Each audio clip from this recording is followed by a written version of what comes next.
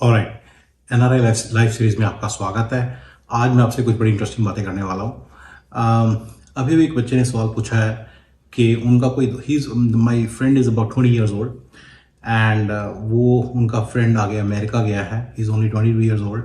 Actually उनके father के friend का बेटा है, तो सी द राइवलरी। तो मतलब कि तो क्या होता है कि वो बच्चा वहाँ पे जाते सारी, जो 22 साल का लड़का है, उसने जाने के with in 1 month 2.5 lakh India rupees India भेजे।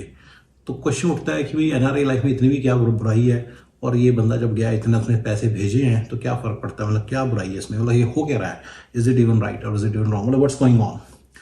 तो इसका मैं आपको बताता हूँ, इसके पीछे बड़ा सिंपल सी साइंस है।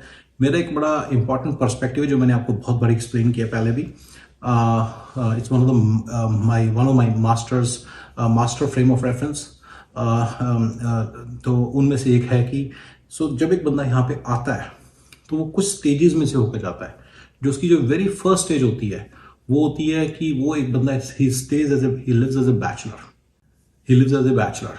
एंड देन पहली स्टेज होती है वो ये होती है कि he lives as a bachelor. And उसके बाद वो उस बैचलर वाली जो फेज होती है उसमें क्या होता है कि 4-5 लोग एक ही रूम में रह रहे हैं, एक ही घर में रह रहे हैं। तो मैं अपना बता सकता हूँ कि when I first came here, मतलब कि हम 5 लोग 2 बेडरूम के घर में रहते थे। मैं थोड़ा सा बेटर रहता था बिकॉज मैं एक जॉब पे आया था, मैं आईटी में जॉब करता था। तो जो लोग आए हैं, मतलब जो लोग गैस स्टेशन वगैरह पे काम करने आते हैं उनके तो फिर इनकम भी कुछ नहीं होती। तो जो लोग गैस स्टेशन वगैरह पे काम करने आते हैं उनकी तो इनकम भी कुछ नहीं होती। तो वो लोग तो बहुत ही बुरी हालत में रहते हैं। एक एक बेडरूम में 5-5 लोग रहते हैं, वो सिर्फ सोने उस बेडरूम में आते हैं। ड्यूरिंग द बैचलर स्टेज आपका खर्चा बिल्कुल जीरो कर सकते हो, आप बहुत कम कर सकते हो। लेकिन अपनी इनकम जो है आप मेहनत कर करके ही 16-16 घंटे काम करके काफ़ी कर सकते हो। तो this is the most lucrative stage. ये जो बैचलर स्टेज है इसमें सबसे ज़्यादा पैसे होते हैं।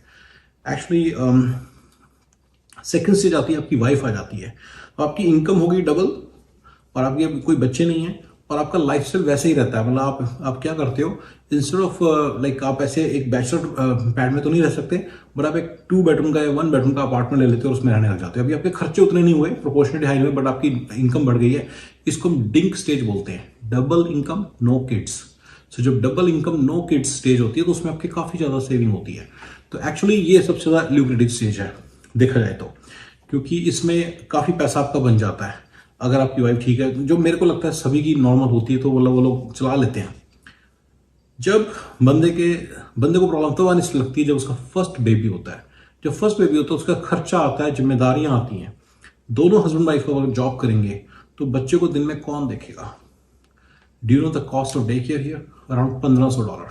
ये मैं नॉर्मल जगह बता रहा हूँ, बे एरिया या मैनहट्टन में ज़्यादा।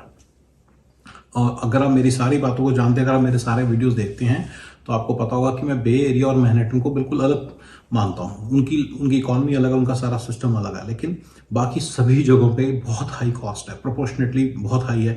जैसे मान लीजिए कोई जगह जितनी महंगी उस हिसाब से और ज़्यादा महंगी है। अगर कोई जगह सस्ती है तो मैं भी वहाँ पे 1200-1300 होगा, बट इतना ही सस्ता होता है कि $600 में काम चल जाए।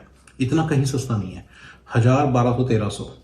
तो ये कॉस्ट है of looking after the baby. फिर उसके बाद ये तो सिर्फ डे केयर की कॉस्ट है, उसके बाद उसके डायपर्स, ये वो सारा खर्चा स्टार्ट हो जाता है।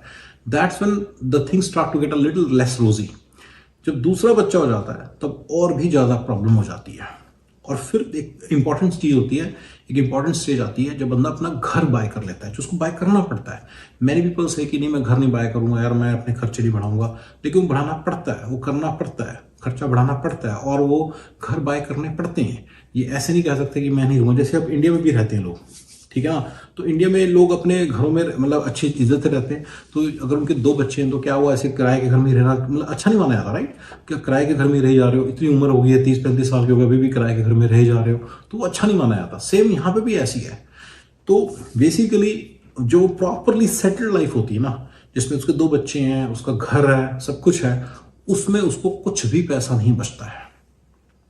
तो कई लोग उसमें भी एक क्वेश्चन पूछते हैं कि 240,000, मान लीजिए एक हस्बैंड की सैलरी है 120,000, वाइफ की सैलरी है $145,000, तो 240 हो गई।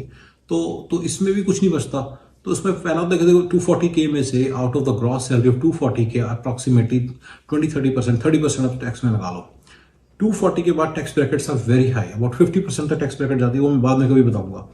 लेकिन बड़े बड़े तौर पे आपने मेरे और भी वीडियोस में भी देखा होगा कि 240 में से आपको जो नेट इनकम आती है वो अप्रॉक्सीमेटली 170-160 के करीब आएगी, विच इज अराउंड 10, ठीक है। अब 16,000 अप्रॉक्सीमेटली ये हो गई अबाउट $14,000, $14,000 अ मंथ। नाउ इस $14,000 आपको लग रहा है तो बहुत बड़ी रकम है यार, ये तो बहुत बड़ी रकम है, लेकिन इसमें एक बड़ी खास बात है। एवरीबडी नाउ इस कंट्री में जब एक बंदा आता है उसके 3 या 4 प्रोजेक्ट्स उसके सामने बड़े सामने आते हैं। सबसे पहला प्रोजेक्ट होता है उसका घर, उसको घर अपना पे ऑफ करना होता है, जो मैंने आपको बता दिया, घर ले लिया, जब उसका ये बड़ा खर्चा स्टार्ट होता है तो ये बहुत बड़ी प्रॉब्लम है। दूसरा उसके लिए जो प्रोजेक्ट होता है वो होता है उसके लिए बड़ा इंपॉर्टेंट चीज होती है उसके बच्चों की एजुकेशन, उसके बच्चों का कॉलेज।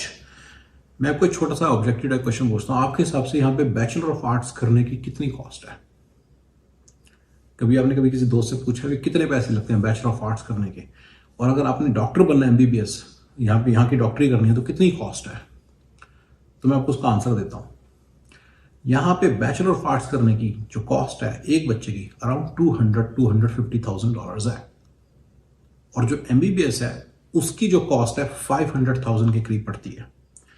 अगर आपके 2 बच्चे हैं तो आपको, अगर वर्स्ट के सिनेरियो में 500,000 और बेस्ट के सिनेरियो में आपको $1 मिलियन आपको इकट्ठे करने हैं, तो $1 मिलियन अगर आप 12 साल या 15 साल में इसको डिवाइड करते हो, so divide it among in 15 years, then you realize it's about $60,000 to $70,000 a year that you have to save। तो जो आपके पैसे बच रहे हैं ना, जिसको भी थोड़ा बहुत पता है, जो भी थोड़ा सा समझदारी से काम करते हो, देखते हैं पैसे तो चाहिए होंगे आगे जाके, तो सेव करने लग जाता है, और उसको सेव करने पड़ते हैं। अगर वो सेव नहीं करेगा तो उसके बच्चे कहाँ जाएंगे college? They can not go to college, वो +2 के बाद ही बिखर जाएंगे। यहाँ पे आपको पता होगा गोरों के बच्चे कभी भी कॉलेज नहीं, मतलब बहुत कम गोरों के, आपने सुनी हुई बातें, वो बिल्कुल सच है, गोरों के बच्चे कम जाते हैं कॉलेज। उसका रीजन यही है कि वो बहुत कॉस्टली है। वो टेक्नीशियन का काम कर लेंगे, पूल क्लीनर का काम कर लेंगे, वो कारपेट क्लीनर का काम कर लेंगे, वो कोई भी और काम कर लेंगे, बट वो कई बार कॉलेज नहीं जाते। अगर आप देखेंगे ऑनलाइन आपको स्टैट्स मिल जाएंगे कि अमेरिकन बहुत कम कॉलेज आते हैं, उसके आपको दिख जाएंगे स्टैट्स। उसका रीजन यही है कि इट्स वेरी एक्सपेंसिव, कौन जाएगा कॉलेज? तो इंडियंस बीइंग एजुकेटेड क्लास, वो अपने बच्चों को कॉलेज में भेजते हैं, और जब वो कॉलेज भेजते हैं तो बहुत पैसा लगता है, तो उसको सेव करते हैं। जब बच्चे कॉलेज में चले जाते हैं, बंदा ऑलरेडी अबाउट 50 ईयर्स का हो जाता है, 50-55 ईयर्स का, तो उसको रिटायरमेंट के लिए सेव करना पड़ता है पैसा। तो इसलिए जो भी उसको पैसा, अब आपको मैं कुछ यहाँ पे एक ऑब्जेक्टिव क्वेश्चन पूछता हूँ कि रिटायरमेंट की कॉस्ट क्या है इस कंट्री में? रिटायरमेंट की कॉस्ट क्या है आपके हिसाब से? तो मैं आपको बताता हूँ, देयर इज अ, जब बिल्कुल डिबिलिटेटिंग स्टेट हो जाती है, विच इज अराउंड 75+, राइट, 75, 70, 73, 75 के आसपास, person cannot walk properly, he cannot conduct business, he cannot use the microwave, he cannot use the gas, he doesn't know how to, you know what I mean? Like it's not a very healthy situation that a person has to use all these things. उस वक्त जो इस country में जो cost है ना, वो बहुत हाई है, अराउंड $5,000 a month है, वो भी एक नॉर्मल से असिस्टेड डे केयर की, असिस्टेड लिविंग की। तो इसको असिस्टेड लिविंग बोलते हैं। आप किसी भी गूगल मारिए, आपको असिस्टेड लिविंग देखिए, कितना कोई सस्ता सा मिल जाए तो 3-4 हज़ार 5 हज़ार में मिलते हैं। 3 हज़ार वाला बहुत ही बेकार होगा, तो 4-5 हज़ार में आपको नॉर्मल सा मिलता है असिस्टेड लिविंग। तो ये 75 के बाद इतना खर्चा स्टार्ट हो जाता है, तो उसके लिए उसको सेव करना पड़ता है। और सिमिलरली जब वो रिटायर हो जाएगा, उसके बाद जो उसको पैसे खर्चने हैं, वो सारे पैसे उसको इकट्ठे करने हैं। सो यहाँ पे जो देसी है वो ये 3 या 4 प्रोजेक्ट्स, पहले घर, फिर बच्चों की एजुकेशन, और फिर तीसरा अपनी रिटायरमेंट, उसके लिए पैसे उसको इकट्ठे करने पड़ते हैं, और वो जो सारे पैसे हैं वो उसके लिए यूज होते हैं। तो इसमें एक छोटी छोटी सी 2-3 कॉरोलरीज हैं। अच्छा, तो मैं पहले क्वेश्चन आंसर दोबारा देता हूँ। क्वेश्चन ये था कि बैचलर वो कैसे पैसे कमा रहा है इतने? तो देखिए, जो बैचलर होता है उसका खर्चा कुछ नहीं होता। इस कंट्री में $20-25, $10-15 की जॉब करना, गैस स्टेशन पे काम करके कोई बहुत बड़ी बात नहीं है। वो लोग 15-15, 16-16 घंटे काम करते हैं, $15 पर आवर, $10-12 के हिसाब से मिले, $12 के हिसाब से मिले, तो $200 एक दिन के हो गए, और 30 दिन काम कर लेते हैं। He is only 22 years old, right?